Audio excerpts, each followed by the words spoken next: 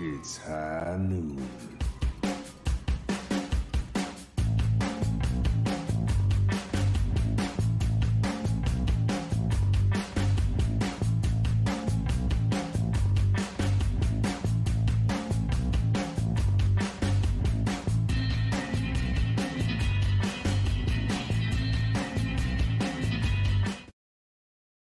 Hello, everyone, and welcome to episode 31 of Foul Play. That's Fantasy Overwatch League Play.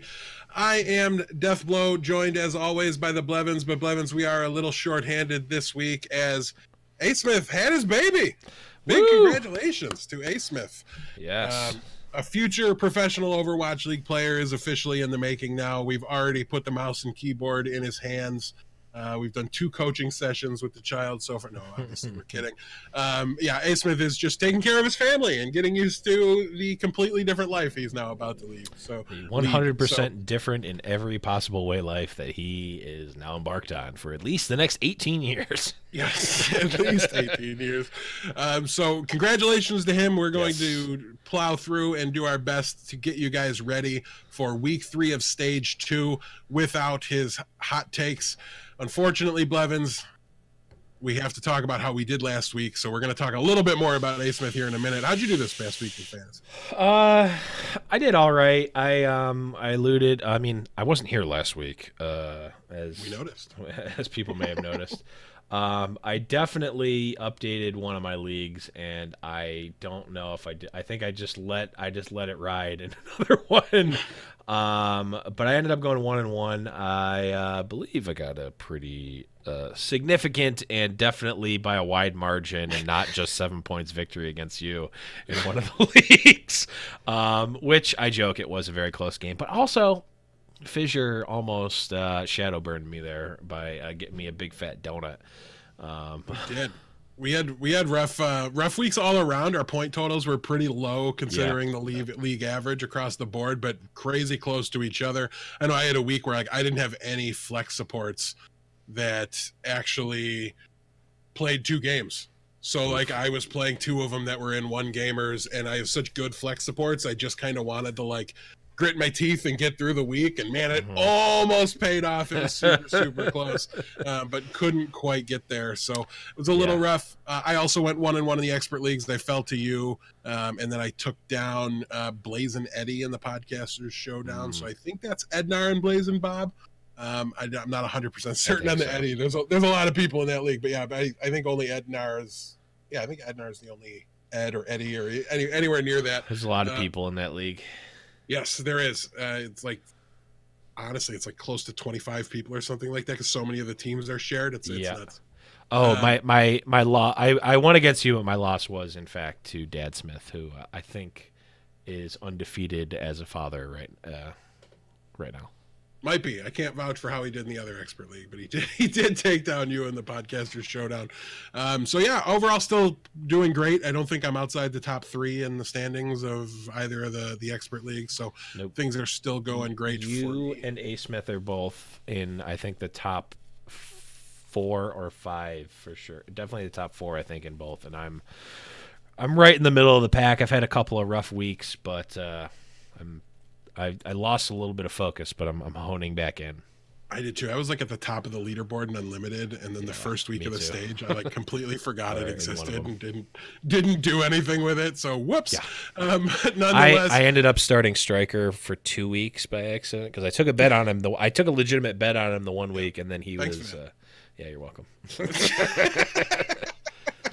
But let's move on here. We're going to try to plow through the episode, if for no other reason than I'm very excited for our meme. Remember the Bellman? Yes. At the end. You don't have the Remember the Bellman drop. That's the one you don't have. If it's in the folder, I can find it while we're talking. It certainly should be. So yeah, you keep an eye out for that. If it's not, type in the notes. I'll try to get it over there for you. But we're going to go into the leaders conversation here. And I'll just take the entire support category while you work on that, Blevins. And the first on the list here is going to be Boombox. He was first overall in combined score with 344.25. He was 194.9, which was second place in best. The number one in best isn't on the list, but it was Bedosin. They only had one game. All the Spitfire players did great. We'll talk about a couple more of them coming up soon. Number two on our list of leaders was Bebe. He was 172.88 in both combined and best, which is good for third and best. He had a really strong performance and just a player that kind of overperformed where he's usually been in the past.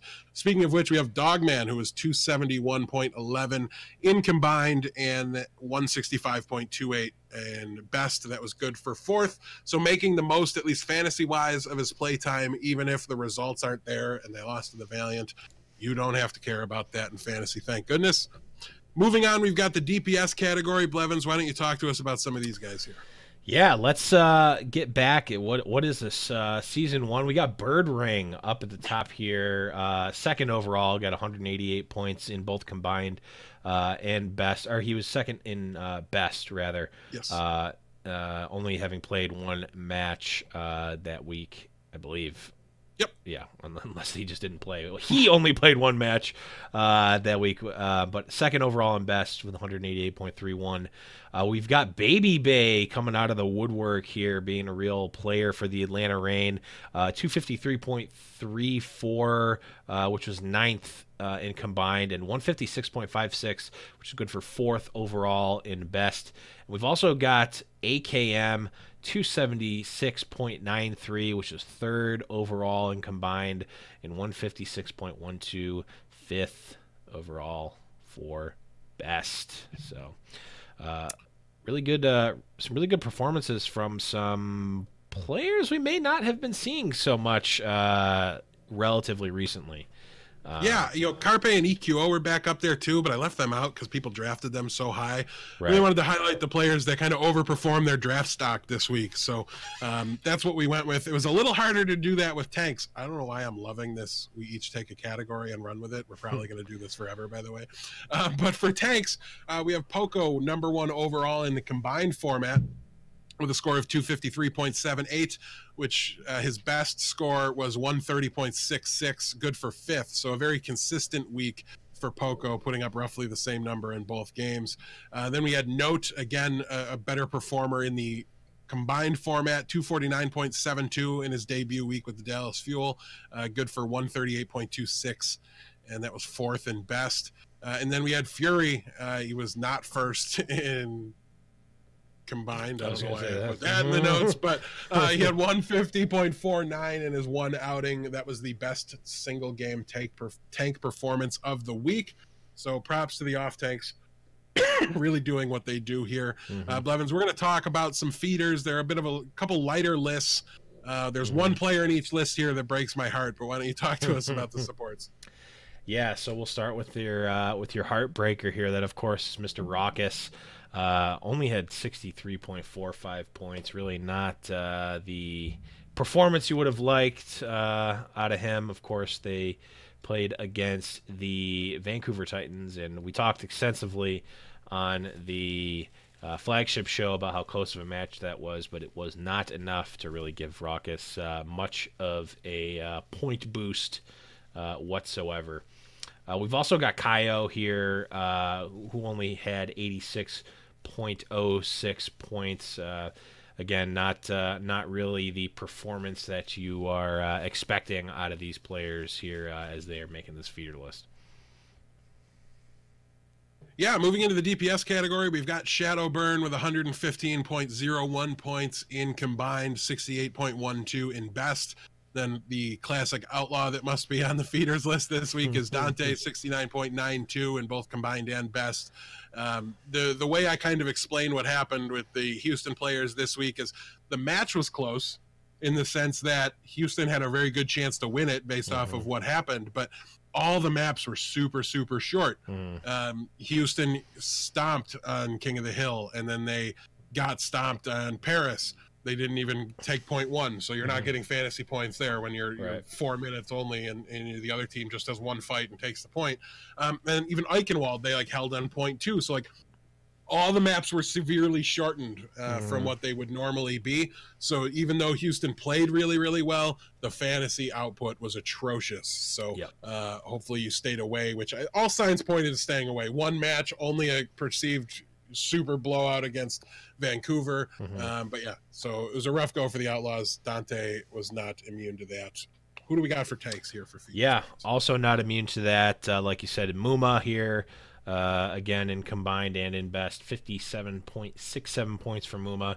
Definitely a player who you'd expect to get more points, but again, really not a point-getting match against the Vancouver Titans. And the other here, you alluded to your dismay with your San Francisco Shock players from a fantasy perspective here. Choi Hyo Bin only putting up 92.03 points. Again, you said it on the flagship show. Really need San Francisco to just start losing just a hair more, make these matches a little bit closer. Not even maps, just team fights. Like drop a couple team fights, make it a sporting outing here. Stop just steamrolling these people.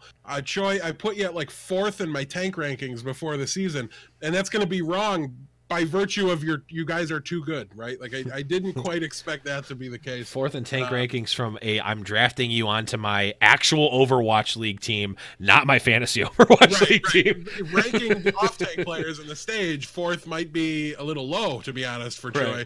But maybe not. Probably pretty close to accurate. But fantasy production, it's not. He's playing too well. It's not there.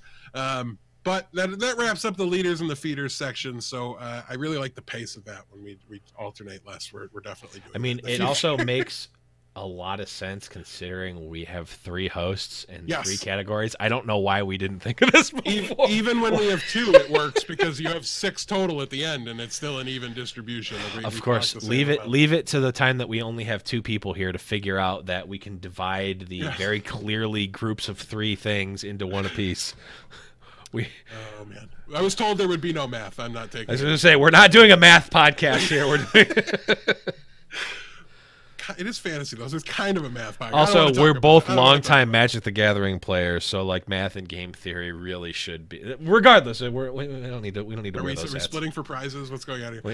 Okay, so let's move on and talk about some of the matchups this week. Again, if you want to know our specific thoughts on the individual matchups, who we think's going to beat who, check out the flagship show. We do that.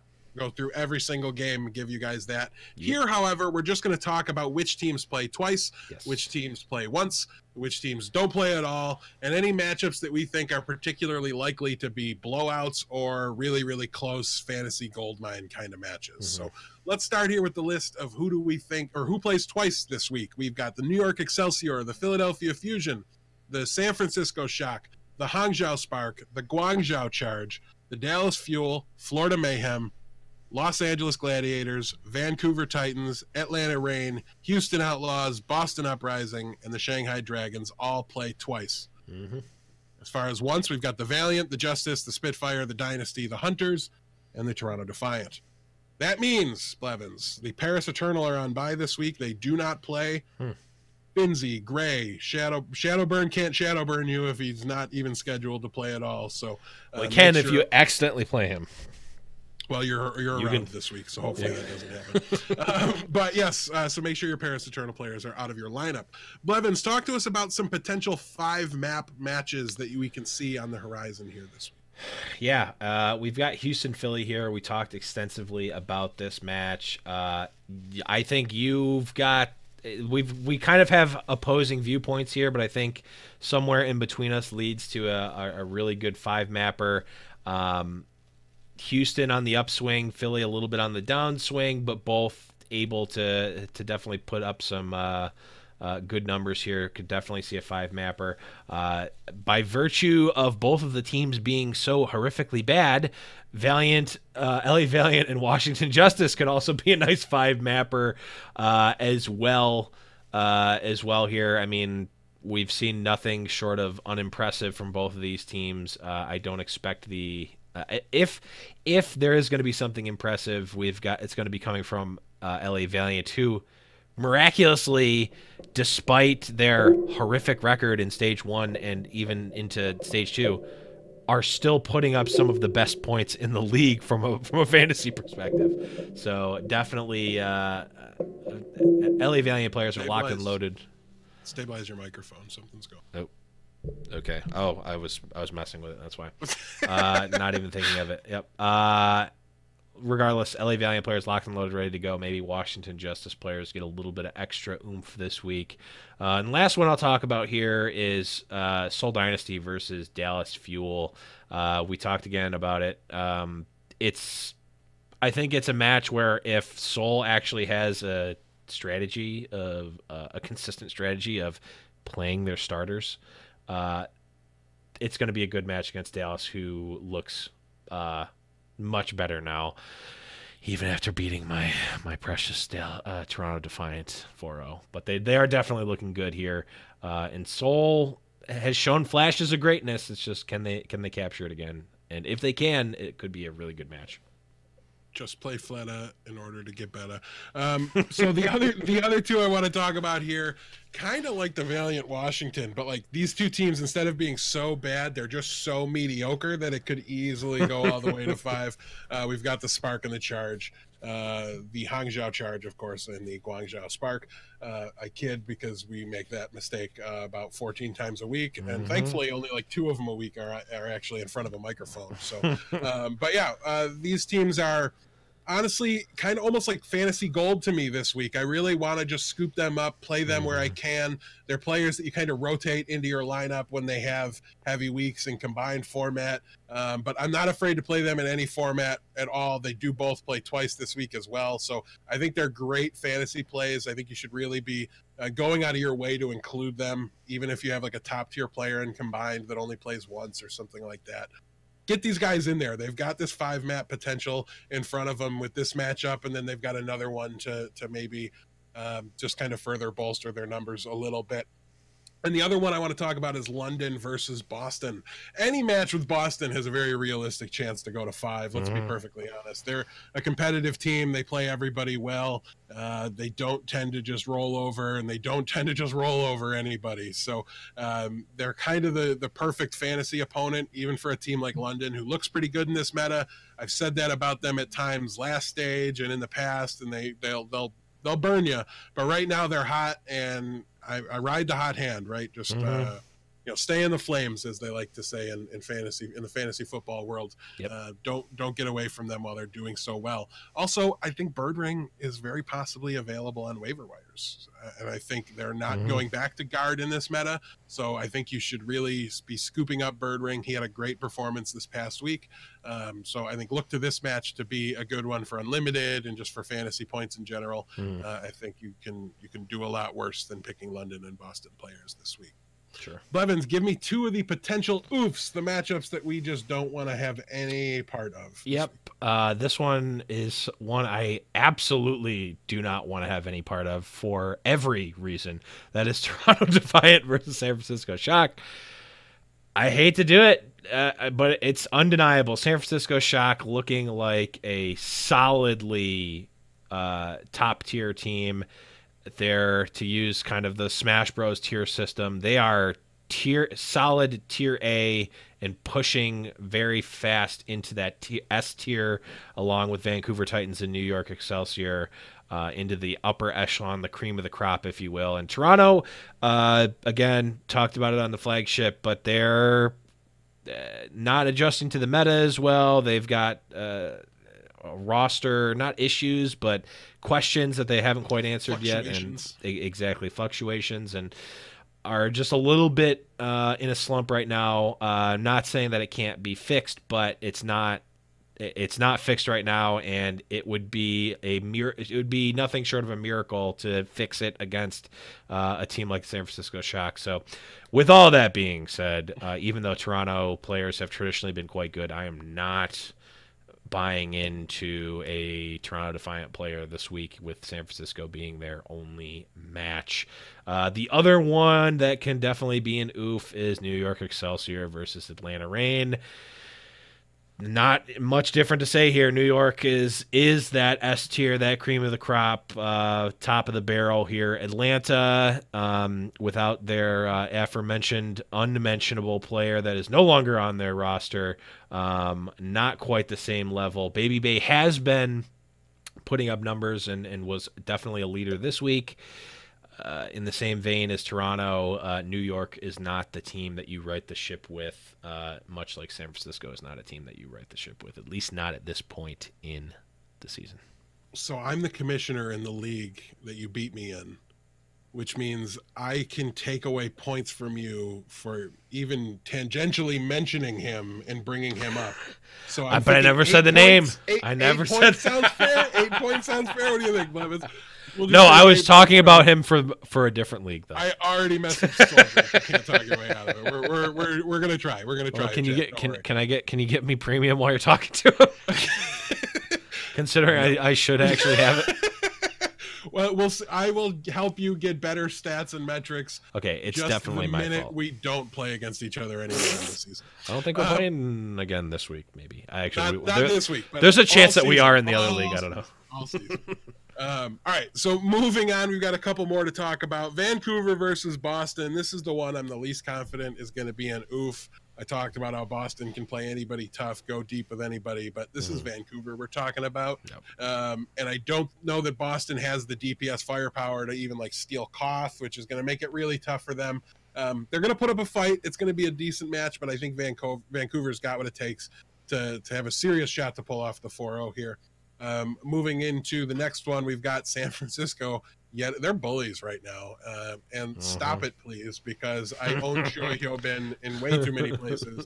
But they go up against the Hangzhou Spark as well as Toronto this week. Neither of those should be difficult matches. I expect San Francisco to cruise smoothly. San Francisco players are fine for combined, but if you've got better options than best, you might want to start looking at them.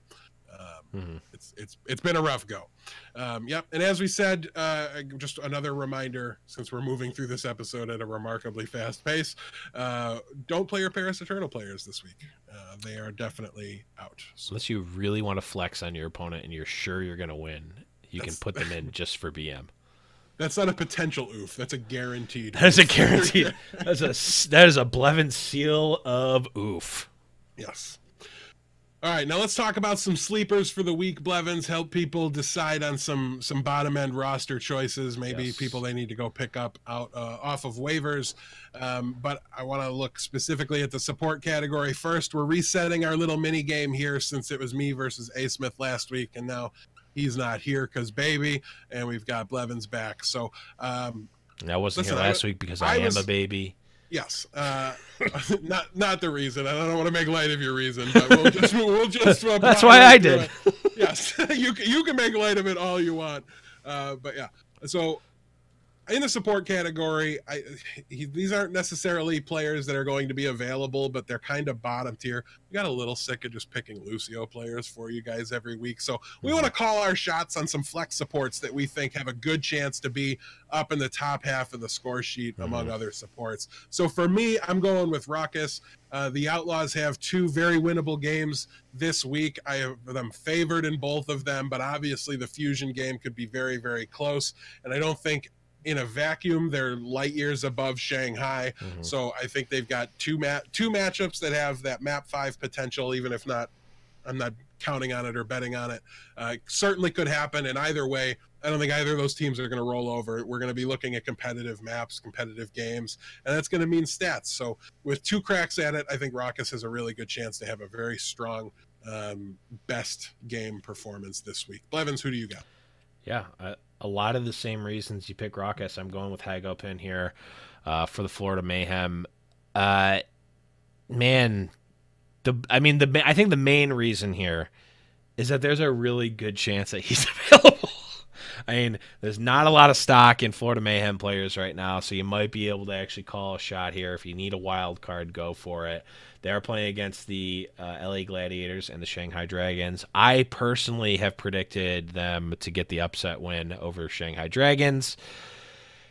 It's probably much more me being delusional and really craving that punishment for picking Florida Mayhem to win, but on a serious note, even if the Shanghai Dragons match isn't necessarily a victory for Florida Mayhem, of course, in fantasy, we don't need the team to win. We need the players. We need the games to be close. We need the players to score points, which I think is a definite good possibility in Shanghai, or in the Shanghai match. Maybe not as much in the LA Gladiators match, but if it's even remotely close, you can still get some points, which makes him potentially quite a good pick for best format, where I think he's going to have, where I think he has a lot of potential to have a really good one game against Shanghai Dragons, and then of course is going to be just gravy getting any extra points in the LA Gladiators match if you can play him over a team that's only playing once, for sure. Yeah, so moving on, let's talk about some tanks here. Blevins, you're going to go first this time around. Who do you got? I got big boy, Big Chungus himself, Hotba here. I'm all in on Guangzhou here. I actually forgot to, but I was going to mention the other Guangzhou match as a potential 5-mapper. They are playing against Atlanta in the other match, so. Again, 2 middle to bottom table teams, or maybe at the very least near the middle of the table teams here. Guangzhou is playing against Hangzhou and Atlanta, so 2 very winnable matches, 2 potential 5-mappers, if not definitely one. I mean, give me an off tank that's going to be playing on 2 potential 5-map games. Give me that all day. Okay, so I'll give you Cool Matt then. That's my pick. I'm sticking with the Houston theme. Again, I don't even need to be right about thinking they're going to win this week. I just need to be right about the games being competitive, the games being close. So I know I get the Homer brand thrown at me a lot. That's not the case here. I think Cool Matt's numbers would surprise a lot of people. He is a top 5 tank player among, as far as damage dealt is concerned. That includes main tanks, that includes off tanks. The people that are beating him are Late Young, Super, Bumper, and Spree is one of them. So Spree's not going to be in there. Cool Matt is. If the last match is any indication, it should be Cool Matt's job once again. He's also pretty high up there on the elims. They took a hit this past week, as you can imagine, because it was a rough match for him. But he's still ahead of Mono and RCK and Space and Poco in eliminations. And these are all guys that perform very, very well for you in fantasy. So I don't have any concerns rolling him out there now that I know his play time is secured and the matchups are right. He even somehow manages 1 healing per 10. I don't know how that's possible, but the stats on the website don't lie. But yeah, so I think he's a really solid play. He's always been, maybe not your top tier off tank player in fantasy. He has more of a defensive style, but I think he's been underrated this season in what he's been able to do when he's gotten the chance to play on the stage. And now that it's a meta that suits him better, and there's less Zarya and more, just more constant diva play with the Winston Goat style being a little more prevalent, I think it's going to suit him very well. And yeah, listen, guys, we skipped over the waiver wire pickup section. We're going to be talking about one in the mailbag. Another one here is Arhan, though. Pick that man up. He's going to be playing, and Houston is one of the key teams in the Texas homestand week this stage. So even if you don't like him, he's going to be phenomenally invaluable if he's playing Brig for 8 maps in that week. So make sure he's not available. Blevins, who do you got for? No, I'm up for DPS now here. Were you going to say something? I was just going to say, I think the biggest downplay to Cool Matt in stage 1 was just playtime considerations. He wasn't getting the playtime, but even even one map or something. Yeah, even last year when he was locked and loaded on the actual roster, like he was a perfectly serviceable pick in season 1. His style keeps him from being at the top of the charts very often, but he certainly has his weeks and his performances. So if we can get a couple extra maps out of him, he's got a chance to be like a top 5 off tank this weekend. So moving on, let's talk about DPS players. I'm going to go with Baby Bay here. Statistically and fantasy points wise, he had a very good week last week. He was in the top 10, I want to say, of DPS players, probably maybe 5. I don't know. It would have been close, but it's notable because he's new with the team. 9th and 4th. 9th and 4th. Gotcha. Oh, was he on our list up Yep. there? Oh. What do you know? All right, so yeah, I'm going with a player that's coming off a hot streak. Ride the hot hand, stay in the flames. We talked about it a little bit earlier. I think he's a solid automatic inclusion. The team has a lot of question marks, a lot of issues right now. I'm expecting Dako to be back for them, which will hopefully stabilize things a little bit. And they have matchups against New York, which is probably a yikes, but I'm targeting that Guangzhou matchup for Atlanta. I think we're going to be able to get some good fantasy points out of those guys there. Blevins, who do you got to wrap up? I mean, you set me up for a great transition here because, of course, I'm also targeting that Guangzhou versus Atlanta match, and I even have the drop for it. Gimme Eileen here. I've actually had Eileen on my roster for quite some time now. For better or worse, I actually picked him up as kind of a desperation DPS pick. He's been fine. I think he only had like 90 points last week, which was not great. But as technically my DPS 3, because I've been captaining a DPS and having 2 DPS, he's been perfectly serviceable. I think this week is the week that having Eileen is really going to pay off. I already talked at length when I mentioned Hotba, but I think Eileen really, if there's a waiver wire Eileen, I'm picking him up at the very least for a 1-week flip, basically. Play him this week for sure.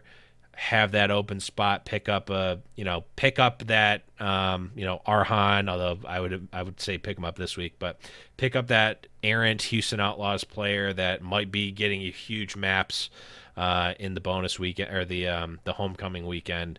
Get a Dallas Fuel player that might be getting you massive bonus points on that homecoming weekend, but get your points now with Eileen and other Guangzhou Charge players this week. Points. Get your points here. Houston and Guangzhou. Get your points here. Yeah, so that's going to wrap up the sleepers of the week. We've made it very clear 2 teams you can target and start with confidence that we think are going to be big fantasy point getters as well. If you do have any specific questions as we go into the mailbag, it is a light mailbag this week with 1 question.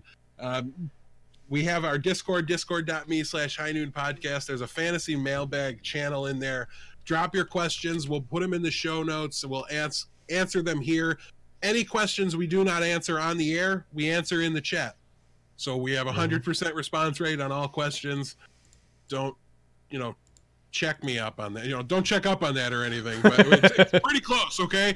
So we'll if we didn't answer it, there was a specific reason we didn't. Either the show was already done, or it wasn't relevant, or even if it wasn't relevant, busy at work and I forgot to get back to it. And so just tag us. We're never going to be mad. Inappropriate.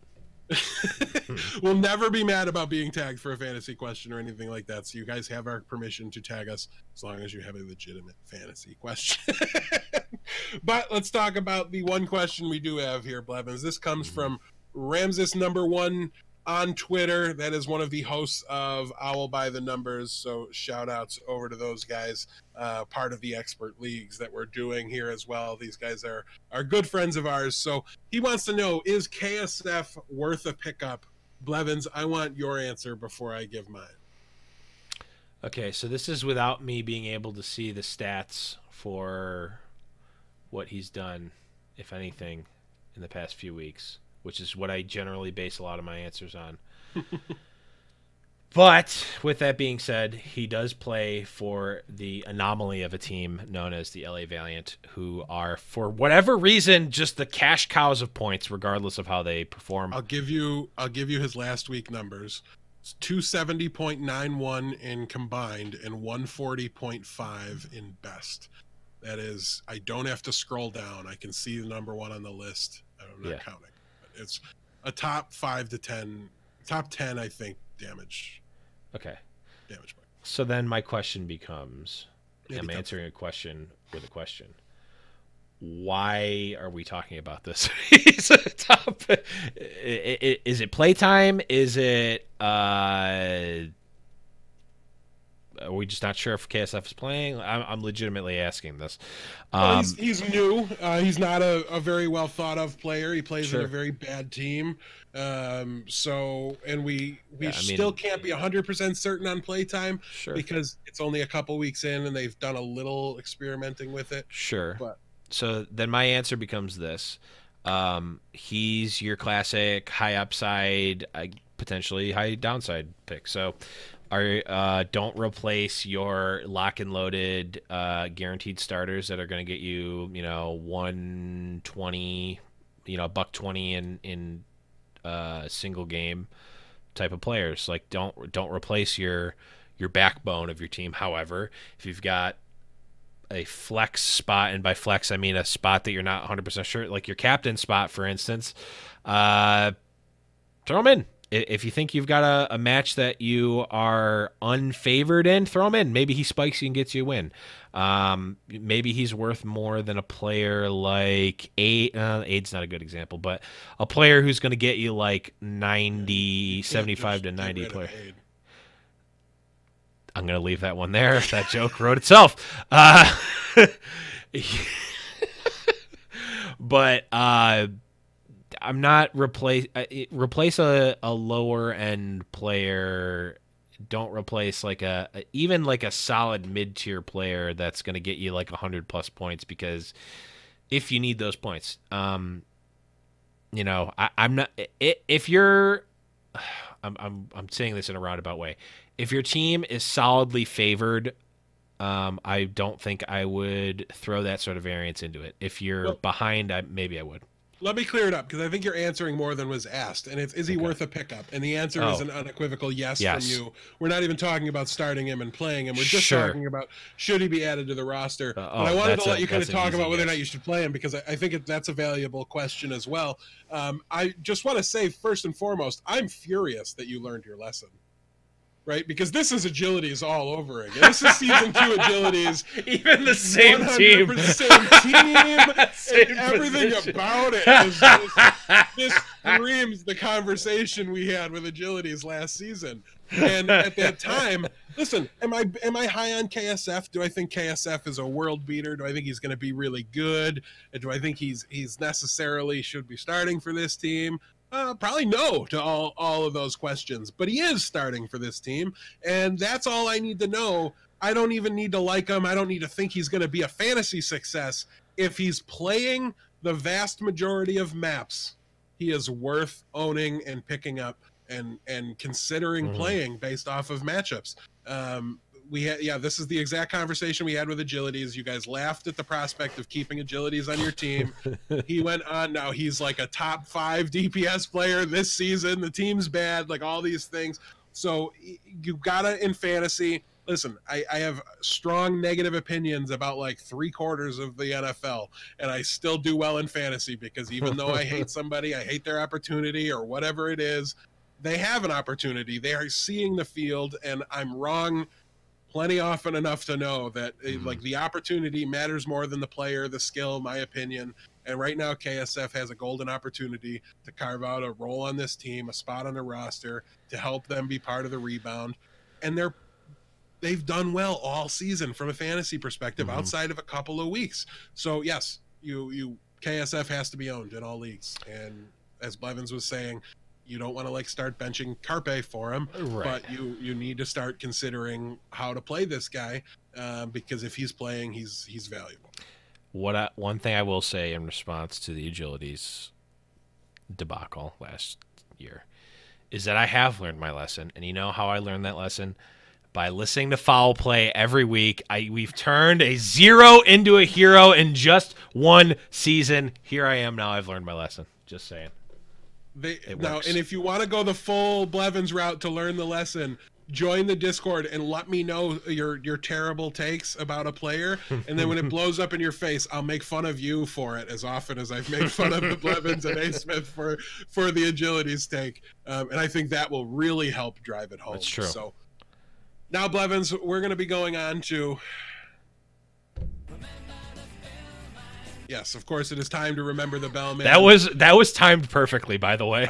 I know that drop as well as I know any drop. I saw you hit the button. We're going to be good at this, me not actually streaming, but yet still hosting. I can feel it. We've made many improvements to the show today, and all we had to do was kick A. Smith off the stage in order to do it. But hopefully we can carry over those improvements when he gets back. But I wrote this question today, so maybe we can forget the bellman. Remember the death blow. Listen, it's Overwatch League Week 3, but it's Game of Thrones Week 1, and we're super excited about it. Blevins came over, watched the first episode last week, and this is a spoiler-free show. We are very adamantly in favor of never spoiling anything. If it's 2 seasons old, it's fair game. That's basically my rule. I'm not even trying to spoil last season on you or anything like that. Yeah. But, 2 seasons is the statute of limitations. There are 4 characters in the Game of Thrones universe called Westeros that I tasked you, Blevins, and myself to find Overwatch League analogs for them. So we're casting Overwatch personalities into Westeros, and we need to name a Jon Snow, a Daenerys Targaryen, a Cersei Lannister, and in order to break any potential ties, we were tasked to name a Podrick Payne. Okay. So I don't know the best way to alternate and go about this, but we know each other's answers. Yes. And I think I should do Jon Snow second. So why don't you start with your Jon Snow and why? Okay. I've got my Jon Snow. This might have actually been the first one that I thought of, for better or worse. I don't know if it's my best answer, but I think it was the first one that came to my mind. That's going to be Jake for Jon Snow. I mean, a lot of things point towards, Jake being the protagonist of Overwatch League. He's the pretty boy that people like. He's got the leading man face. He's got the leading man face. He's a natural born leader. I'm trying to make sure I'm making analogs that aren't actually spoilers. He's got a lot of Jon Snow-esque qualities. He rises to the task in a lot of ways. He's a man of many talents, having been a player, of course, as well as a caster at different times. He's very well spoken and adored and liked by many. So I thought it's a pretty solid Jon Snow pick. That's, of course, Jake from the Houston Outlaws. I think Jake from State Farm might have been a better pick. Oh, come on! Come on. You were going to tell me the King in the North is from Houston? The Prince who was promised was here last year? Get out of my face. Not even the best Jon Snow choice on the Houston Outlaws. Who would have been better on the Houston Outlaws? Dante. But come on, bro. Come on, bro. I have the best Jon Snow. Yeah, you do. I when you put it down, it was over. I needed to just pick a second place. All the boxes. Yeah. Okay. Jon Snow in Overwatch League is I am 37. Okay. He has the face, the personality to be that, like the interview put him there, right? What happened last season? Earmuffs if you're worried about it, because I'm not 100% sure on the timeline of this.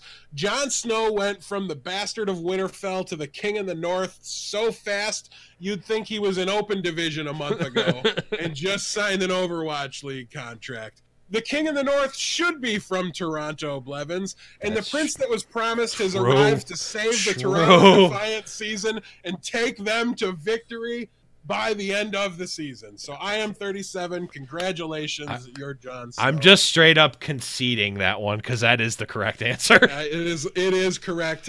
When I thought of it, I'm like, yep, that's it. We got there. Yep.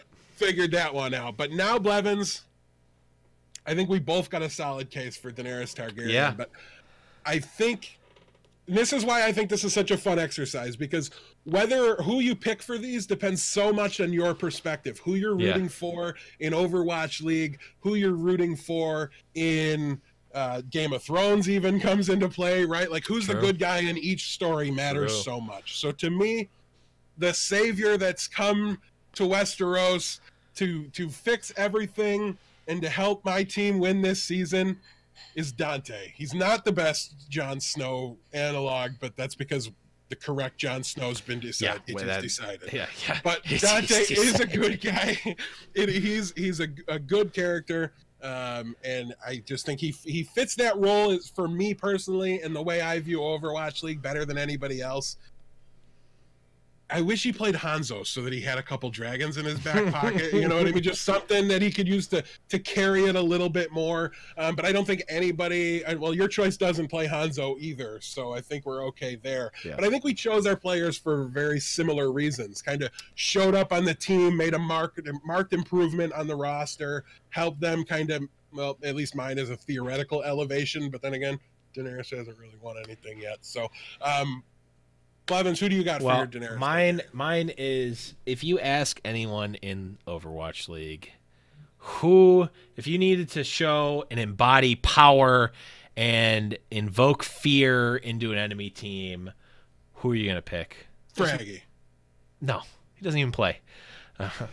If we're picking Torments, then obviously Fraggy's. That's because he strikes fear in the heart of his own team, Blevins, and they won't play him. Hashtag put in Fraggy, please. But no, who is the scariest player in the Overwatch League? Jonak, obviously, comes in. He is the dragon incarnate. I don't care that he doesn't play. He doesn't play Hanzo. He's got power. He's the strongest person there. He is 3 dragons. It doesn't matter, okay?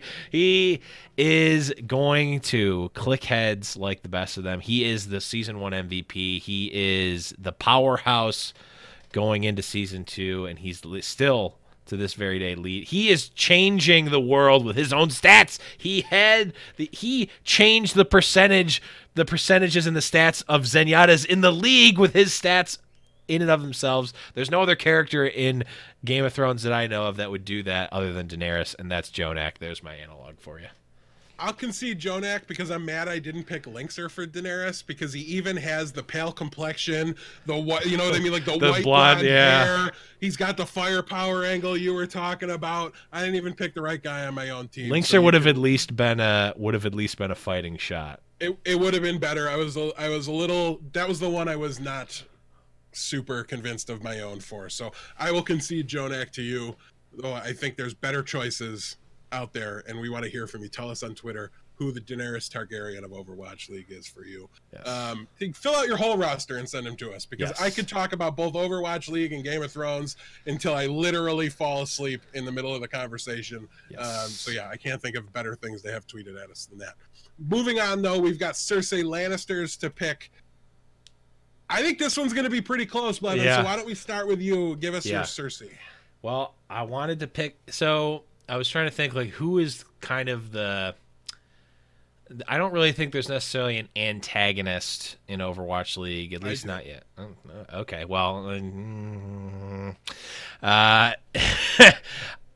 so I'm thinking, who's kind of a heel? Who's kind of, in some ways, the bad guy in Overwatch League? And I'm thinking, who talks a lot of smack?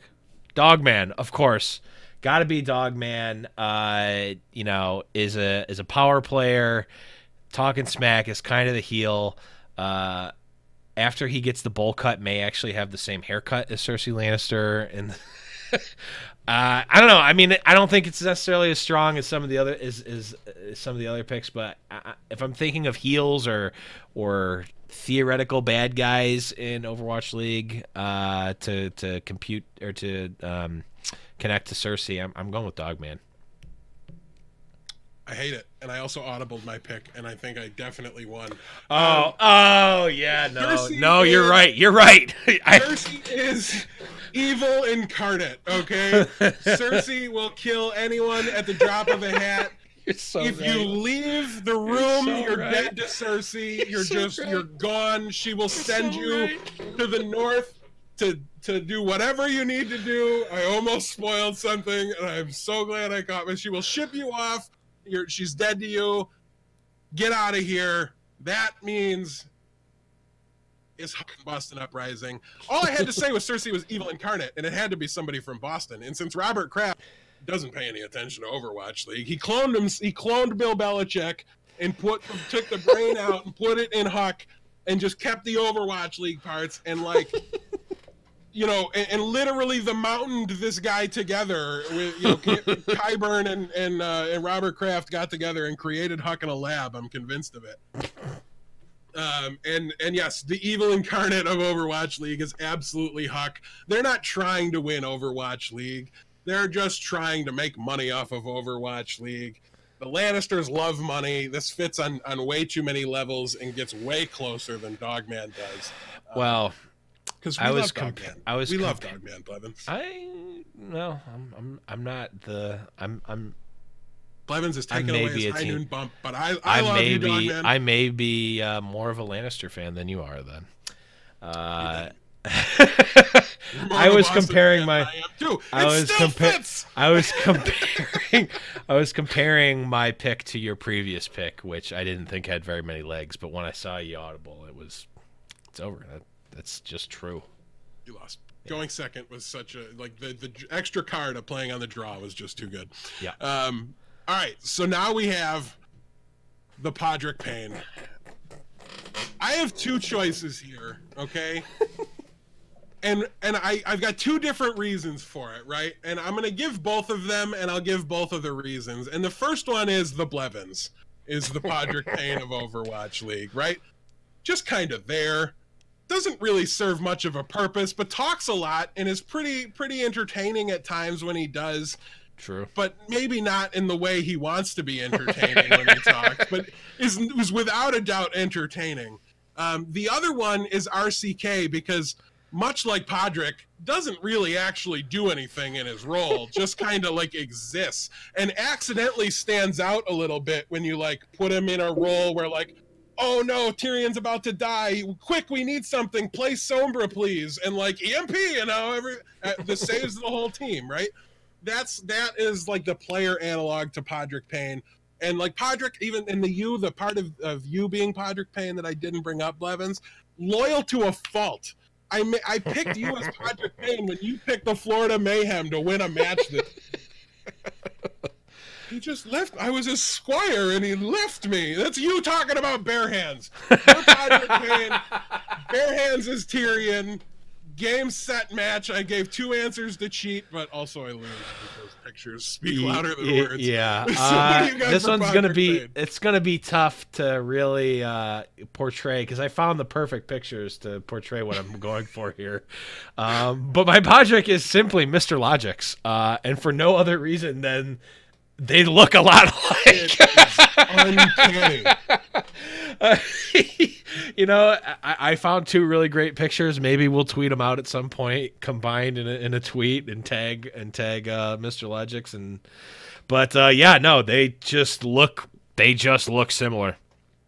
That's it. That's the extent of it. But I think a picture is worth 1,000 words, and I think two pictures here is worth a win, right? Because like he was out there, but you like always forgot about him until he was right in front of your face, and then you're like, oh, why is Saya player on the bench? But oh, it doesn't matter. Pod's popping off over here. Yep. So I think it worked. It would have worked better last year. Yeah.